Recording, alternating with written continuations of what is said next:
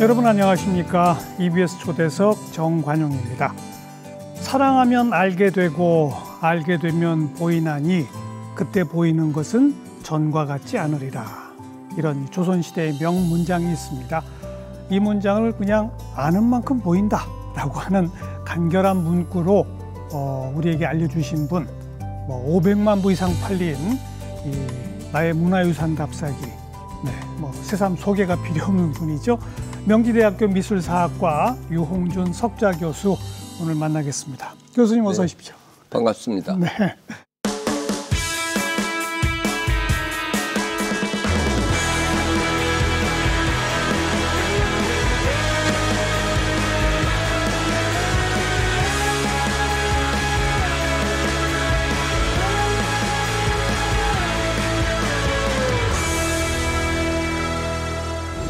(93년에) 나의 문화유산 답사기 1권이 나왔는데 그 1권부터 반응이 폭발적이었죠.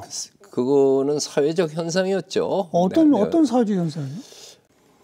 우리가 중진국으로 들어가는 때예요. 예. 국민소득 1만 불 때였죠. 그리고 그거보다 큰 것이 마이카 시대였어요. 자가용 보유가 그때 막 700만 대라고 그랬어요. 거기에다가 89년부터 해외 여행 자유화가 돼서 사람들이 해외를 나갔다 와 보니까 우리 자신에 대해서는 너무나 모르고 있었다는 걸 알고 있었죠. 그래서 이제 우리도 우리 거를 좀 알아야겠다 하는 그 순간에 이 책이 나오고 그다음에 여행도 유흥지가 아니고 의미 있는 여행을 하고 싶었다는 그런 욕망, 시대적인 그거가 있고 특히 그 책이 처음에 강진 해남 땅을 소개를 해서 남도 답사 1번지 하는 그게 아마 첫 번째를 경주로 했으면은 그렇게까지 사람들이 좋아하지 않았을 수 있어요. 경주는 다들 갔다 온 데고. 그걸 했다니까. 물론 나도 경주를 계속해서 우리 문화유산에 보고니까 썼지만 남도 답사 1번지라고 해남 땅끝을 얘기해 놓고 쓴 것이 사람들에게 많은 공감을 불러일으켰던 것 같아요. 여기 못 가봤는데 한번 가봐야지. 땅끝이라는 말이 주고 있는 서정이 있잖아요. 국토의 오지고 그다음에 역사상 스포트라이트를 하나도 받지 않은 지역이지만 거기에 우리네들의 삶의 서정이 있고 다산 정약용, 추사 김정희, 초이선사 같은 그 인문 정신이 깃든 것을 이야기하려고 했는데 그게 많은 사람들에게 공감을 받은 거예요. 네.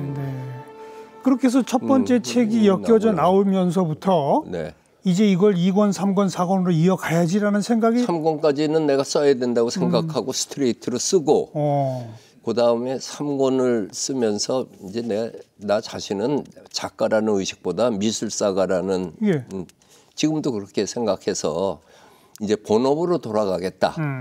그러면서 아직도 쓰지 않은 곳이 많지만은 일단 여기서 맺겠다. 다만 북한을 쓸 기회가 있으면은 내가 다시 쓰겠다 했는데 진짜 북한을 갔잖아요. 97년에. 97년. 네. 그래서 북한 쓰고 나니까 금강산이 또 관광이 열렸죠. 그래서 금강산 쓰고 그다음엔 본업으로 돌아가서 미술사 저술들을 했어요.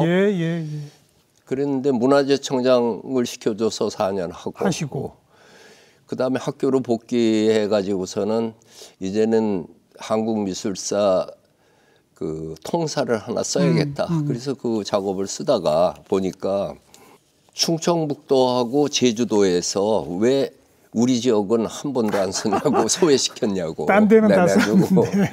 그래서 국민 서비스 개념으로 다시 시작을 한 것이 전부 북한까지 합쳐서 20권이 돼버렸어요. 그렇죠. 그랬는데 이걸 내가 다 전곡을 다 쓸 수는 없고 그래도 마무리는 지어야겠다. 그래서 이제 다시 몇 해 전부터 시작한 게 국토박물관 순례라고 해서 국토가 박물관이다. 그랬을 때 내 답사기에서 아직 언급하지 않았는데 중요한 것들이 지금 쓴 것만큼 있잖아요. 이것을 그동안은 이제 지역을 찾아갔는데 뭐 안동이니 경주니 강진 해남이니 이렇게 찾아간 거를 시대 순으로 바꿨어요.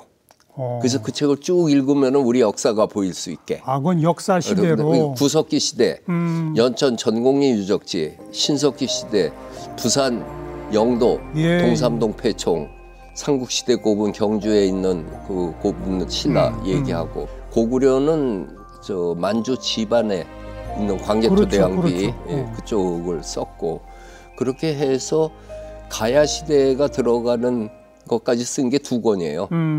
앞으로 2권 더 쓰면은 고려 조선 쓰면은 통일신라 쓰면은 국토박물관 순례가 4권으로 끝나면서 나의 문화유산 답사기 시리즈 24권으로 끝나는 걸로 그렇게 계획하고 아마 그렇게 될 것 같아요. 그러니까 이미 22권은 나온 거고 2권만 더 쓰면 돼요. 사실 직접 답사를 많이 다니셨으니까 그게 그렇죠. 나온 거잖아요.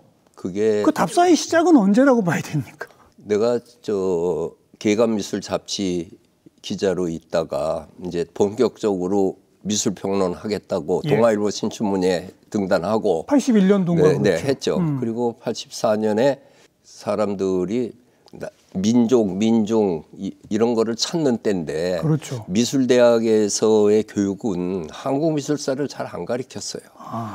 서양 미술사 위주로. 그래서 내가 오픈 강좌로 젊은이를 위한 한국 미술사 오픈 강좌를 열었어요. 신촌에서 우리 마당에서. 그랬더니 처음에는 한 20명, 30명이 있어가 100명이 와가지고 예. 아주 그 젊은 그 대학생들이 반이고 그다음에 미술교사나 화가, 젊은 화가들로 이렇게 구성이 됐는데 이 강좌를 할 적에 꼭 답사를 2박 3일로 다녔어요. 3박 4일이나. 강좌가 뭐 강좌 중에 한 10회 하는데 이제 첫 번째 할 적에 이렇게 했거든요. 그리고 매번 강좌 때마다 그렇게 답사를 됐더니 그 수강생들이 강의는 안 들어도 답사는 데리고 다녀 달라고. 답사가 그렇게 재밌더라. 네, 그렇죠. 그래서 한국문화유산 답사회를 만들어 가지고 내 강의 수강한 사람 중심으로 해서 팔도를 이렇게 다니면서 내가 가고 싶은 데도 가고 내가 보여주고 싶은 데도 보여주고 그렇게 이제 쌓아 올린 그 그렇죠. 경험이 네. 나의 문화유산 답사기로 버스 안에서 강의하는 거가 강의 효과가 굉장히 좋아요. 이게 수강자 듣는 사람도 어디 도망도 못 가잖아요. 좋을 수는 있어도 어디 나갈 수 없죠. 그다음에 뭐 길게 하든 짧게 하든 내 맘대로잖아요. 힘들면은 그만두고 창밖 보고 또 하고 싶으면은 그냥 한 것이 일종의 나의 그 리허설 같은 그 연습을 한 거가 되고 그리고 내 강의 답사기 책 보면은 그 학생들을 데리고 가면서 그 사람들이 어떻게 반응했다가 상당히 나오잖아요. 맞아요. 그게 다른 사람이 갖지 못하는 매력이었죠. 경험이죠. 경험이고 나의 시각이 아니라 독자의 시각이 그 속에 들어가니까 공감을 일으키기도 좋았고 또 어떤 거는 경주에 정양모 선생님이 나에게 경주 가르쳐 주는 거를 쓰기도 하고 형식을 여러 가지 달리 하니까 그래서 사람들이 나보고 책을 많이 썼다고 그러는데 나는 많이 썼다고 생각드는 게 아니라 답사기가 나는 한 권이에요. 그렇죠. 또 다 생생한 현장의 경험들이 그냥 기록으로 남은 거니까.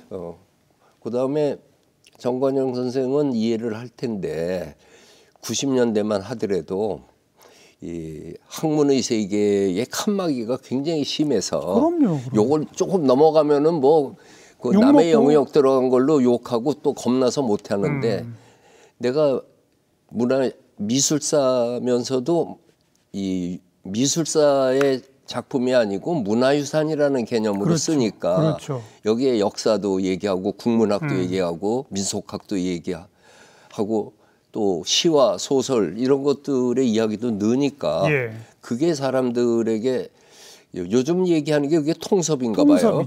그러니까 모든 삶의 채취를 녹여서 쓴 것이 아마 다른 이 유사 그 그 책들이 많이 나오지만 네. 딴 사람들이 못 따라오는 것이 아마 그거가 아니었나 싶어요. 네. 요 다음에 이제 이 책을 잡아먹을 어떤 책이 나와야 되는데 그 사람의 경우에도 내 책이 갖고 있었던 독자를 끌어들였던 여러 요인 중에 하나가 편안하게 여행을 안내한다는 그러니까요. 기분으로 썼던 거. 예. 그러니까 안내자라는 그런 그 개념이 있는데 내가 이 개념은 대학교 때 그 서양 미술사를 공부하는데 이 서양의 미술사를 근대적인 학문으로 일으킨 분은 바젤 대학의 야곱 브루크하르트예요. 네. 저 르네상스 이탈리아 문화를 쓰신 유명한 문화사가죠. 르네상스의 정신은 휴머니즘이다. 이건 브루크하르트가 한 얘기예요. 예, 예. 그 브루크하르트가 젊었을 적에 아마 40 안 됐었을 때요. 이 사람이 쓴 첫 번째 책이 치체로네라는 책이에요. 치체로네는 이태리 말로 안내자라는 책이에요. 그러면서 부제의 달기를 이탈리아, 로마, 피렌체를 즐기는 사람을 위한 가이드북. 문화유산 답사기네요. 그거였어요. 그러니까 이게 그 대학자가 우리 학문 세계에서는 그건 저 외도라고 생각하는 그렇죠, 그거를 그렇죠. 이분은 젊었을 적에 예. 이탈리아 답사기를 썼더라고요.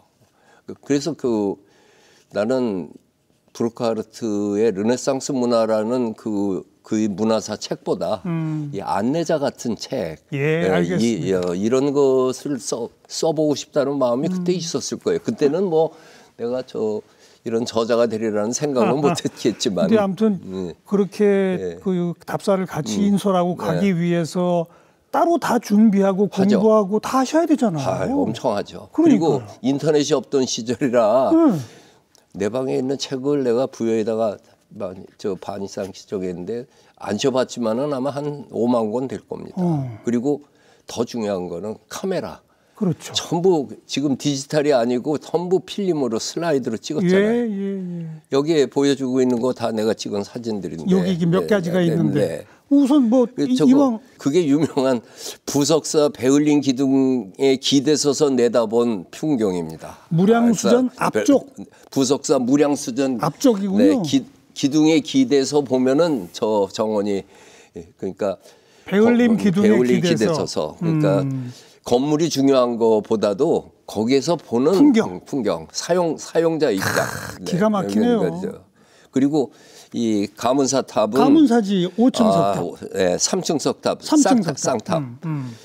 저기에서 받은 감동이 워낙 커서 이게 지금 사진으로 봐서 그렇지 가까이 보면 이게 웅장하죠. 규모가 대단하잖아요. 네, 근데 내가 요 다음에 책을 내면은 이걸로 표지를 만들어야겠다. 그리고 찍어서 실제로 표지로 썼죠. 예.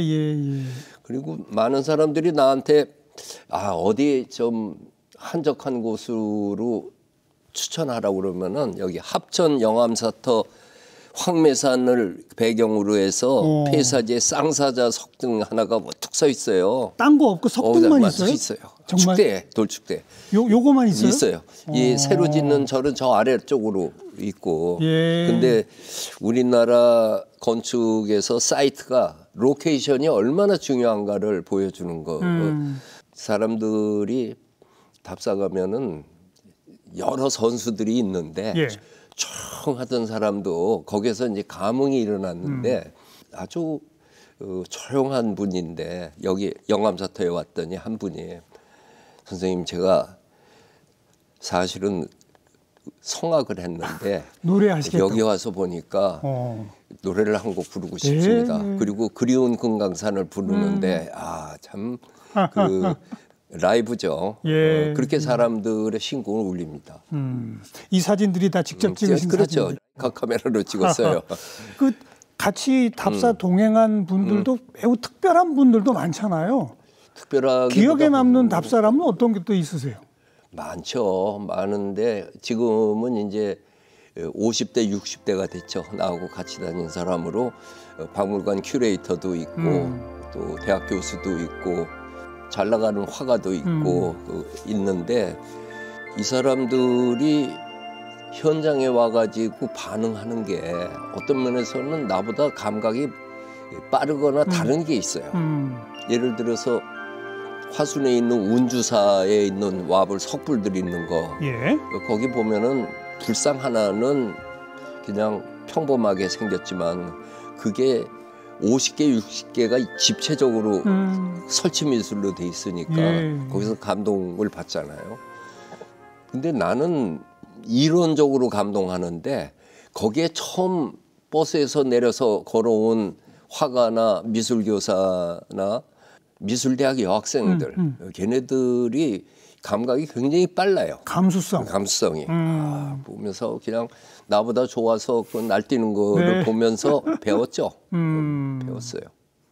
미적으로 딱 네, 보이는 거죠, 그냥. 그래서 걔네들은 나는 이론적으로 인식했고 걔네들은 감성적으로 동의하고. 예. 그래서 그것은 답사기 속에서니까 자연스럽게 녹아서 쓸 수 있었죠. 네.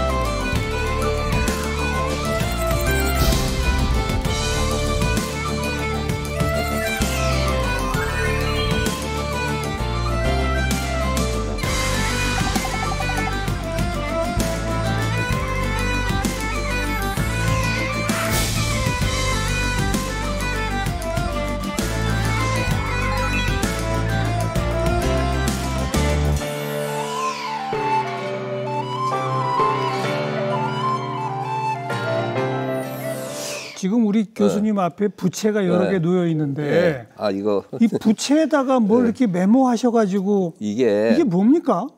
뭐가 잔뜩 써 있어요. 하나 줘보세요. 이게 내가 메모장이에요. 왜 메모장에다 하시지 부채에다 하세요? 버스 타고 다니면서 하는 데는 이 부채에다 해야지. 이건 이제 현재 진행 중이거든요. 그러니까 뭐 이렇게 하다가 또 생각나면 여기다 또 쓰고 그리고 또 그러다가 여관에 앉아서 또 심심하면 여기다 그림도 하나 그리고 오윤의 봄의 소리라는 작품도 하고 그래서 이 부채 메모가 굉장히 유명해졌는데 그러게요. 뭐 값이 비싸지도 않고 그다음에 이 부채에다가 쓰게 되면은 요만큼 쓴 다음에 여기서부터 또 쓰거든요. 예. 그러니까 메모장에다 쓰는 거는 왔다 갔다 하는데 이거는 한 판에 딱 보니까 이거 그리고 이거는 이제 나의 글쓰기를 번번을 갖다가 쓴다 했을 적에 이렇게 메모를 하는데 메모할 적에 그 만패불청으로 꼭 써야 되는 거가 있잖아요.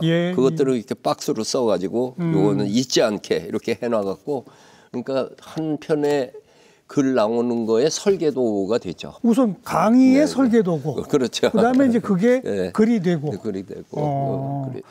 뭐 답사 가실 때는 이 부채를 하나씩 다 나눠주나요? 나눠주기도 하고 어떤 때는 와가지고서는 꼭 달라고 그러는 사람이 있으면 이름도 써서 주기도 하고 그러는데 요새는 이제 그 사람들이 폭주하기 때문에 누군 주고 누군 안 줄 수 없어서 내가 잘 보관을 하죠. 그래서 저희가 이 부채에 교수님이 EBS 초대석이라고 이미 써놓으셨어요. 여기다 뭐 하나 좀 남겨주시면. 여기는 이거 잘 그려야 되는데 그림을 그려주실 거군요. 기왕이면 다랑아리를 국민들이 다 좋아하는 한국미의 아이콘이니까. 백자 다랑아리. 에다가 기왕이면은 꽃꽂이도 하나. 아유 줄기가 아주 그냥 조금만 합시다. 이게 나는 그 옛날 그 문인들의 문인화라고 하는 게 그게 잘 그렸다고 하는 거 테크닉이 중요한 게 아니잖아요. 그게 자기 서정이 들어가면 문기만 들어가면은 그렇죠. 그러면 되는 거고. 제 느낌에 이 꽃은 매화 같아요. 매화로 그리는 거죠. 그죠? 예. 예. 글귀는 뭐라고 쓰신 거예요? 여기 춘수향농. 나른한 봄잠이 밀려오는데 향기는 점점 짙어간다. 향기는 점점 짙어만 간다. 완벽한 하나의 작품이 됐습니다. 여기 채색을 해야 되는데 아이고, 이걸로 합시다. 감사합니다. 이렇게 멋진 작품이 탄생을 했네요. 춘수향농.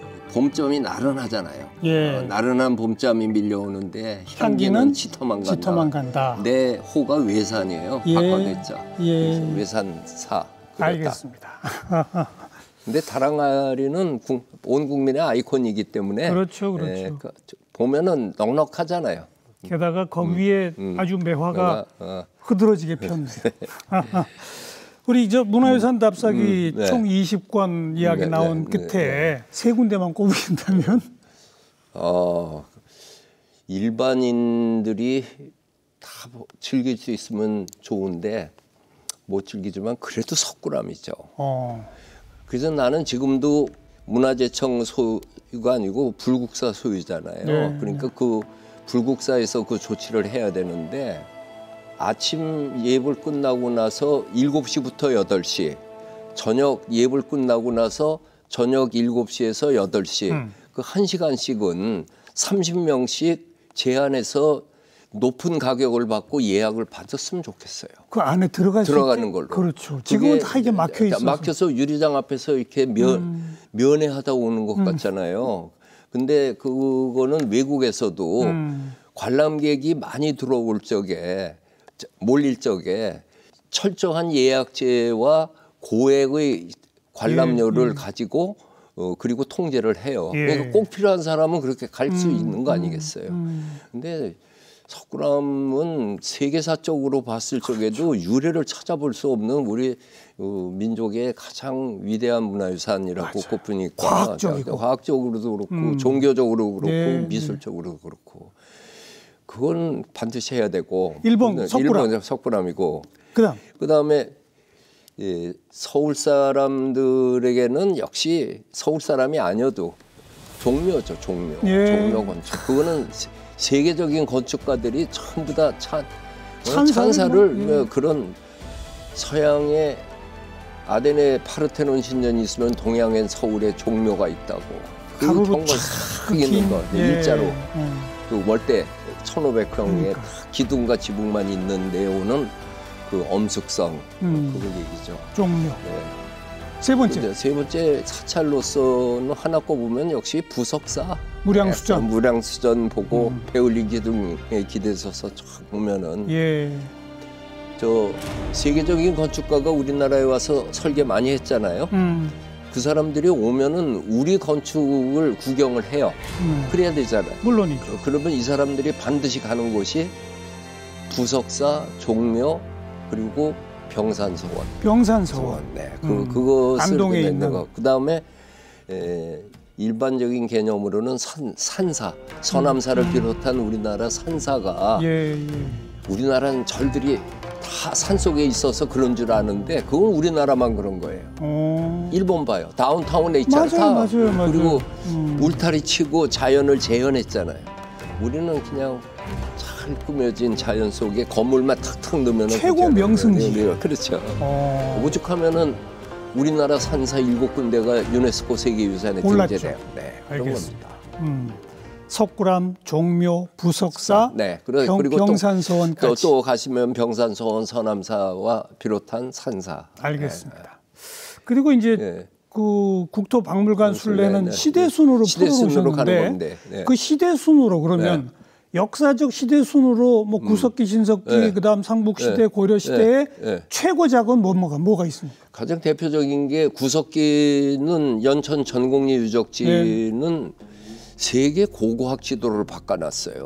거기에서 애슐리안 핸드엑스라고 하는 유럽에만에서 이란까지 인도까지만 있다는 그 주먹도끼가 아시아 쪽은 찌개를 쓰고 거기는 저 부석시 시대에 맥가이버 칼이라고 하는 그런 주먹도끼를 썼거든요. 예. 근데 그런 주장은 백인 우월주의가 싹 들어있는 거였거든요. 그렇죠. 그런데 그게 전공유서 나와버렸단 말이에요. 우리도 있다. 네. 그리고 세계학회가 인정을 해준 거고 신석기 시대는 우리 한 100여 군데의 유적지가 있어요. 서울 암사동도 있고 그런 중에 부산 영도 동삼동 폐청 해양대학교 들어가는 입구에 있는 거 거기 폐총 조개무덤에서 나온 그 유적은 일찍이 발견돼 가지고 우리 신석기 문화가 굉장히 풍요로웠고 일본하고도 교류가 있었다는 것까지 보여주니까 그렇게 하고 그 신라는 마침내 또 답석이 앞에 안 섰는데 사람들이 경주 가면 경주 시내에는 그냥 왕릉이 쫙 있다고 그러잖아요. 너무나 많죠. 근데 그 왕릉 아니에요. 정확하게 얘기하면 지금 현재 봉분이 있는 거가 155개가 있어요. 천마총도 있고 황남대총도 있고 있는데 금관총은 무덤은 없고 유물만 나온 게 155개인데 이 경주 시내에 있는 무덤은 AD 350년 무렵 그 뇌물 마립간 시절에 시작해서 6번째가 되나 지증 마립간 500년 사이에 150년 동안에 그때는 박석김이 아니라 경주 김씨의 세습 왕조가 됐거든요. 경주 김씨 왕족들의 묘역이에요. 그리고 이제 이때부터 위세를 보이기 위해 갖고 이렇게 크게 했죠. 그랬다가 지증 마립간이 그 504년인가 그래요. 이제 더 이상 이런 그 고분을 만들고 순장하지 말아라. 호화 분묘하지 말라는 얘기죠. 그리고 나서 국호도 뭐 설화벌이니 사로니 신라니 여러 말을 썼는데 정확한 게 없었는데 국호는 신라, 마립간은 없애고 왕. 이게 국제적인 거에 맞춘다 이거죠. 그러면서 거기 삼국사기에 써 있는 거가 왜 신라를 설화벌보다도 신라를 썼는가? 신라는 덕업 일신 망나사방. 덕업이 날로 새로워져서 사방으로 망라된다는 뜻으로 신라라고 하겠습니다. 그렇게 해서 진짜 국가가 되는 거예요. 그렇군요. 그 아들이 버풍왕이 불교를 인정하고 그 아들 진흥왕이 국토를 넓혀요. 그러니까 이 신라의 역사는 지중왕 때의 경주 무덤이 떠나면서 그때부터 본격화된 것이다. 됐죠. 내가 그래서 역사는 유물과 함께 기억하는 것이 이미지로서 남는다. 그게 내 주장이고 이 얘기 한 번만 들어보면 왜 신라가 다운타운에 그렇게 많은 걸 했고 또 경주 김씨의 위세를 보이기 위해서 호화금관과 그냥 수만 점의 유물들을 갖다가 부정했잖아요. 그건 얼마나 국가 낭비겠어요. 알겠습니다. 그랬는데 이제 그럴 필요 없다 이거죠. 이제 우리는 탄탄한 나라가 됐으니. 그다음에 지증왕 이후의 왕릉은 다 경주 바깥에 있어요. 외곽에. 선덕도 그렇고 전부 다. 진짜 알아야 보이는군요. 아무튼 신라 시대는 그 왕릉. 왕릉이면 뭐 설명이 다 됐죠. 고려 시대로 가면. 고려 시대는 지금 고민 중인데 개성답사기를 그냥 내가 갔다 온 경험으로 쓸까 싶어요. 역시 고려는 개성이죠. 개성이죠. 그리고 우리들이 신라라든지 조선에 대해서는 역사 이미지가 있는데 고려하면은 원나라 지배받았다 뭐 이것뿐이 생각이 안 나는 이유 중에 하나가 사실은 고려가 제일 세계적으로 그렇죠. 뭐 번성했잖아요. 번성한 정도가 아니고 하여튼 코리아가 세계에 알려진 게 고려고 그러니까요. 그다음에 고려가 굉장히 강한 나라였습니다. 그 거란족 쳐들어온 것도 막았죠. 그리고 원나라도 우리가 지배받지 않았어요. 27년 동안 항쟁하니까 종전협상에서 칸이 지배 안 하기로 하고서 종전했잖아요. 그래서 우리는 충렬왕, 충선왕, 충모광이 다스렸지 무슨 뭐 이일칸, 킵차칸, 칸이 오지 않았잖아요.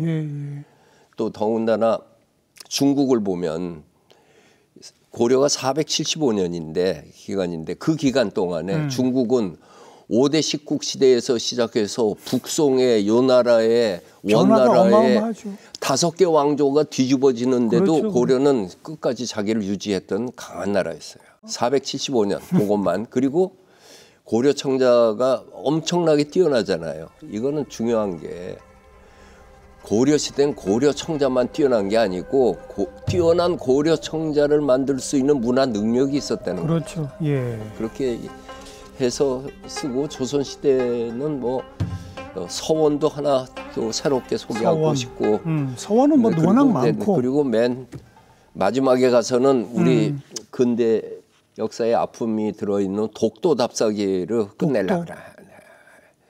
독도가 우리 땅의 이유는 독도는 우리 땅 노래 속에 가사 속에 다 들어가 있는데 왜 독도에 대해서 그렇게 시끄러운가? 그리고 뭔가 국민들이 석연치 않게 일본에 대해 가지고 큰 소리를 못 치는 듯한 거는 왜 그렇게 됐는가? 예. 어떻게 해야 되는가? 알겠습니다. 그 얘기 한번 그걸로 내 답사기 24권 끝내고 24권의 마지막은 독도다. 네, 할 수 없습니다. 그러면 그런 삼국시대, 고려시대, 조선시대 이럴 때를 시대를 대표하는 최고 작품은 뭐가 있을까요? 삼국시대는 나는 백제금동 대학로 멋있죠. 어마어마하죠. 저 2023년에 향로 발견 30주년 기념으로 해가지고 향로를 직접 피워봤어요. 향이 확 피어오르는 거가 국립부여박물관에서 동영상으로 보여주는데, 그 향로가 중국, 일본 뭐 여러 나라 있지만은 하나 보면 그게 이제 백제의 자존심과 문화 능력을 보여주는 거죠. 또 아까 말씀하신 신라 석굴암도 그 시대. 그건 이제 통일신라는 그렇죠. 석굴암이죠. 고려 시대는 그래도 8만 대장경이죠. 맞아요. 세상에 그 어마어마한 작업을 한 것도 그렇지만은 그게 또 살아남은 거 보세요. 세계적인 거죠. 세계 더 유래를 찾아볼 수 없고 우리나라에서 제일 먼저 지정된 유네스코 세계 유산이 8만 대장경의 장경각이에요. 맞아요. 해인사가 아니고 해인사에 있는 장경각. 장경각 8만 대장경인데 그 판 하나하나가 정말 그런 공력은 다시 찾아볼 수 없습니다. 그 장경각의 설계도 엄청난 과학성이 들어있는 거 그거 순환, 공기 순환이요. 그러니까. 네. 그거를 요즘에 수장고 개념으로 들어가면은 썩어요. 다 썩죠. 그래서 자연적인 공기 순환을 해준 거고. 조선시대는 뭐라도 무형유산이지만 훈민정음이죠. 난 훈민정음 세종대왕이 만들어 창제하신 거 그거 못지않게 위대한 게 그렇게 좋은 걸 만들었는데 450년 지나서 국한문 혼용으로 나오잖아요. 그동안 양반들은 전부 지식 독점해가지고 한문으로 하고 관리 등용도 다 한문으로 보고 한글로 안 내다가 이제 갑오경장 지나고 나서 이제 고무렵 때부터 나오는데 야 정말 우리 민족이 복을 받으려니까 그때 주시경 선생을 비롯한 한글 학자들이 김두봉이니 최연배니 이승이니 하는 분들이 주시경 선생 시자예요 다. 네. 그분들 노력 아니었으면 못하죠. 저희도 지금 한자 쓰고 있겠네요. 그 과정에 정말 그 한글의 가치를 시너지를 올린 거는 띄어쓰기였어요. 네. 훈민정음 만들 땐 띄어쓰기 없었습니다. 그렇죠. 옛날 춘향전이고 못 읽어요. 다 붙였었죠. 띄어쓰기가 최초로 나오는 게 1896년인가 7년에 나온 독립신문. 독립신문이 4면 발행이거든요. 1, 2, 3면이 한글이고 4면이 영문 발행했어요. 이 영문 발행하는 그 호모 헐버트 선교사가 이 한글 편집은 주시경 서재필이 했거든요. 너희도 띄어쓰기를 하는 게 어떻겠냐. 그 콤마를 사용하고 거기서 우리가 거기서 했어요. 그러니까 기미독립 선언문만 하더라도 띄어쓰기 없습니다. 맞아요. 아직 보급이 안 돼서. 맞아요. 그랬는데 이거를 의문 체계로 그리고 그 과정에 한글 학자들이 뛰어났던 거는 이 한글을 그 표준하는데 어려운 게 소리 나는 대로 쓰느냐 안 쓰느냐 하는 문제예요. 근데 이거를 구조는 변형시키지 않고 발음을 달리하는 걸로 했기 때문에 우리 문자가 발달했어요. 네.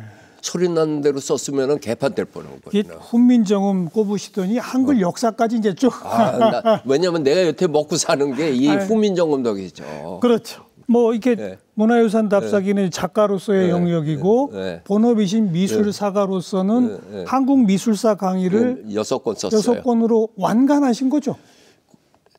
근현대 미술사 쓰면은 7권이 써야 완간이고 6권까지는 저 고미술사가 끝인데 모두를 위한 한국 미술사.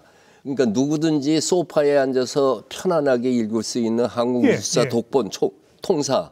그거는 이제 6월에 나오는데 그 다음에 하려던 거를 지금 같이 작업하고 있어요. 뭔데요? 모두를 위한 한국 미술사는 구석기부터 조선시대까지 시대 순으로 우리 미술사의 총량을 얘기하는데 외국인을 위한 한국 미술사는 동양 미술사 전체 속에서 한국 미술의 위상, 자리매김하고 그렇죠. 그다음엔 역사보다는 장르별로 뭐 건축, 불상, 도자기, 회화 하는 걸로 어떻게 변했고 그게 중국, 일본과는 어떤 차별성이 있고 하는 걸로 하는 거는 그건 반 정도 되는 아주 핸디한 책으로. 어찌 보면 외국인을 위한이라고 하셨지만 설명을 들어보니까 초보 입문용으로는 우리 국민들한테도 좋을 것 같아요. 하여튼 뭐 사용 목적은 어떻든 내가 원하는 거는 그래서 그 책이 외국어로 많이 번역이 돼서 한류가 흘러가는데 한류의 뿌리는 이것이다라고 하는 것을 알려주고 싶어서. 어쩌다가 미술사학을 전공하시게 됐어요? 처음에는 미학과로 갔죠. 그 국어 선생님이 국문과 가지 말고 미학과 가라고 그래가지고 참 훌륭한 분이죠. 가서 공부하다 보니까 미학보다는 예술학이 더 마음에 들더라고요. 그래서 예술학을 공부하다 보니까 예술학의 뿌리는 미술사예요. 문화사의 70%는 미술사입니다. 그렇죠, 그렇죠. 뭐 음악이니 무용이니 없잖아요. 그러니까 미술이 제일 오래됐고. 1000년 전의 유물을 1000년 후에 후손이 똑같이 보고 있는 거니까. 그럼요. 그래서 미술사를 하는데 서양 미술사가 굉장히 해석이 다양해요. 문화사로서 정신사로 사회사로 도상학으로 하는데 우리 한국 미술사를 보면은 일종의 편년사예요. 유물의 나열사 같잖아요. 그래서 이것도 우리가 서양의 미술사가처럼 우리 유물을 정신사적으로 사회사적으로 그걸로 해석을 해야지 되지 않나. 그래서 그런 관심을 갖고 하다 보니까 여기까지 오셨군요. 그렇죠. 게다가 화인열전, 완당평전 이런 그게 내가 인생의 목표로 삼은 것이 미술사를 선택하면서 나의 문화유산 답사기는 내 인생 스케줄에 없던 거고, 그렇죠. 처음 나는 앞으로 미술사가로서 이 세상을 위해서 내가 하는 일은 우리나라 화가 바이오그래피에 한 20명을 써야겠다. 평전을 써야 되겠다. 평전을 써야겠다. 왜냐하면 서양 미술사의 출발도 바이오그래피예요. 평전이죠. 평전이에요. 반고흐나 피카소에 대해서는 인간이 누군지 알고 작품을 놨는데 단원 김홍도에 대해서 얘기하려면 잘 몰라요. 정조시대 풍속화가 이거 하나잖아요. 잘 몰라요. 그만큼 자료가 없어 그래요. 그것을 우리가 공부도 부족하지만 대중에게 전달되는 노력이 없었던 것에 있어서 사실은 사회평론에 글 쓰기 전에 역사 비평에 화인열전을 먼저 시작했었어요. 그래가지고 4명씩 묶어서 2권을 역사비평사에서 냈어요. 그리고 그것도 알려지지 않은 상태에서 베스트셀러로 했죠. 그리고 이제 4명씩 들어갔거든요. 그랬다가 또 판을 찍는다고 그래서 고칠 게 많아서 새로 연구된 게 많이 생긴 거예요. 신진학자들이. 그래서 그걸 반영한다고 그래놓고 10몇 년 동안 절판시키고 안 했다가 개정증보판을 개정 증보하고 또 지금까지 쓴 게 4명의 추사 9명 썼는데 또 이제 더 써야 될 사람 화인열전 3권은 가을 가을, 겨울에는 나올 겁니다. 와, 정말 하실 일이 어마어마하네요. 아, 글쎄, 죽을 날도 이렇게 앞에 보이는데. 무슨 말씀이세요? 이렇게. 내가 죽지도 못할 것 같아. 이걸 해야 죽여주지. 한국일서 귀신이 안 죽일 것 같아요. 너 이거 다 해놓고 가라. 지금도 답사하시죠? 요즘에는 내가 랜덤으로는 안 하고 뭐 어떤 단체에서 초청할 때? 초청하면은 뜻이 맞은 거보다도 의미가 있는 단체면은 하죠. 그래서 지난번엔 환경재단 ESG 멤버들 데리고 1박 2일로 경주 가서 경주 남산도 제가 안내를 하고 하여튼 요청이 있으면은 하는데 제주도를 제일 많이 가는 것 같고요. 알겠어요. 네. 작년에는 뭐 산문집도 한 편 내셨잖아요. 네, 나의 잡문집이라고 하는 책을 잡문집 내셨죠. 네, 그게 이제 산문집인데 나만 생각해도 내 글은 산문처럼 고화한 게 아니고 잡초 같은 생명력을 갖는 글이라 잡문집으로 하고 제목을 나의 인생만사 답사기라고 했죠. 인생만사 답사기. 여태까지는 문화유산 답사기를 썼는데 그동안 내가 써온 잡문들은 인생 만사를 답사했던 거라 나를 키워준 선생님과 벗들의 이야기에서부터 그리고 잊을 수 없는 예술가들의 이야기 그러면서 내가 많이 듣는 질문 중에 하나가 그 글쓰기를 어디서 배웠냐고 그래서 내가 글쓰기를 배워오는 과정과 내가 글 쓰는데 필요로 한 15가지 조언 해서 예문 들어서 썼죠.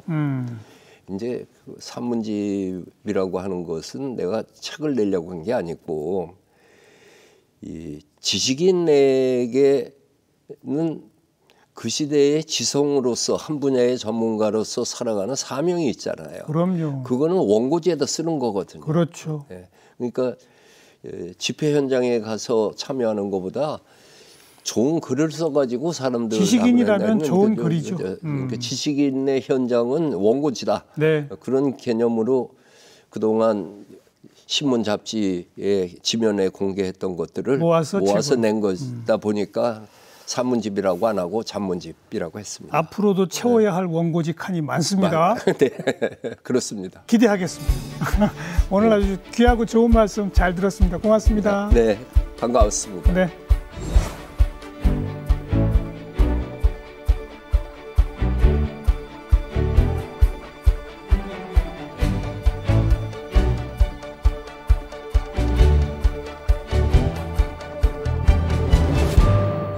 네, 나의 문화유산 답사기 한 권, 두 권 들고 여기저기 찾아다녔었던 기억 여러분 많이 갖고 계시죠? 바로 그렇게 우리의 문화생활을 또 새롭게 바꿔주신 유홍준 교수님께 다시 한번 감사를 표하게 되네요. 다음 시간 또 뵙겠습니다. 안녕히 계십시오.